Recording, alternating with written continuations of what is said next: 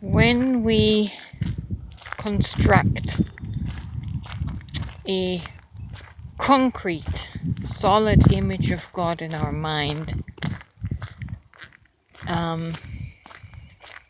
it blocks everything. We can't flow with the creative energies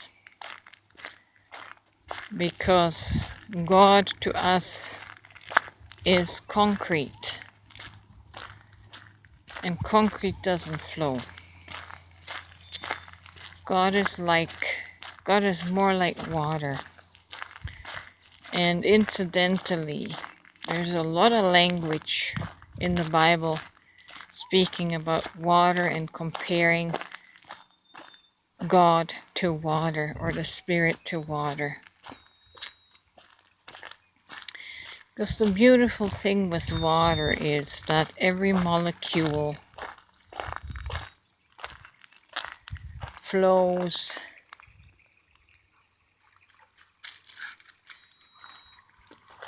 in a flexible way. In concrete, in a graven image of stone, there is no flow.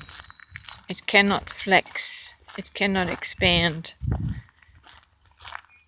And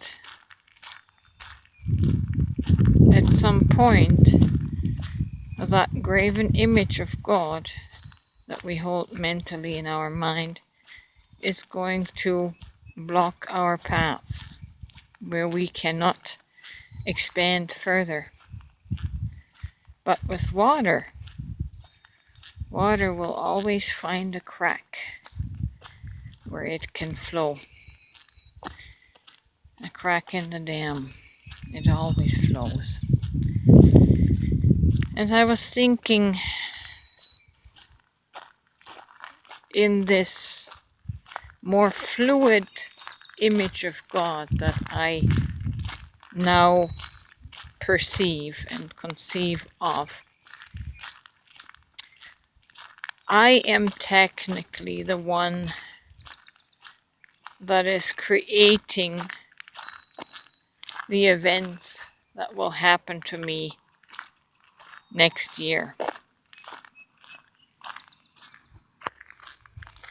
Now that doesn't make sense to the logical mind because it's a spiritual, conscious perception. Technically, if I project myself outside the limitation of my physical body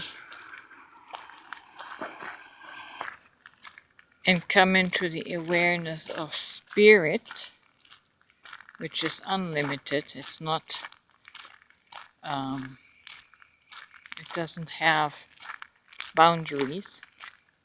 So if I project myself outside of time and space and the solidity of physical matter, I am spirit, and the spirit is not limited by time, space, or matter. So technically, my spirit, my consciousness, is already creating the events for tomorrow. I am the creator of that. If you see it, perceive it from outside of this dimension. I am is already creating the events of tomorrow. But in my human physical avatar, because it's limited through this dimension, I don't know that. I don't know what my tomorrow will be. But my spirit already does. And so when I say I am creating the events for tomorrow, the phrase I am is very interesting. Nobody can own it. It happens to be the quote-unquote name for God. And it encapsulates everything and everyone, because everyone, in order to exist, has to be I am. So when I say I am creating, I am creating. The consciousness that I am is always creating right this moment. The only thing that puts the limitation on it is because we are in the dimension of time and space, and where you have time, you have a time delay, and there's a lot of time delay between the words that we speak and the memory, our remembering that we said such and such words yesterday, a week ago, a month ago, a year ago, 10 years ago. We are plagued with memory loss and forgetting. But all of our words that we have ever spoken have created our today and the events leading up to today, and they continue to create the events that are going to occur tomorrow. That is how consciousness works. That's how the Word works. The Word that in the beginning was God, was with God, and was God. The Word is that powerful, and the Word is nigh. It is in your mouth. And that is why you are a creator. I am a creator.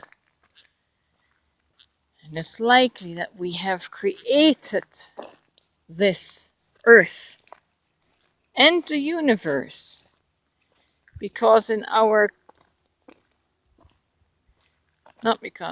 as eternal conscious beings outside of time and space,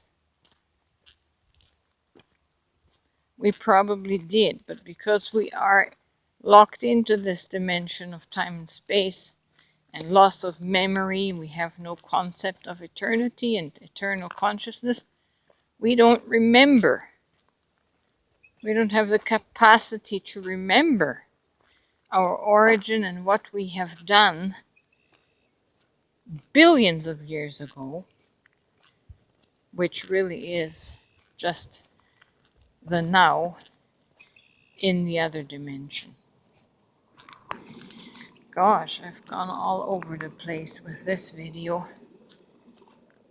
These are all channeled new insights that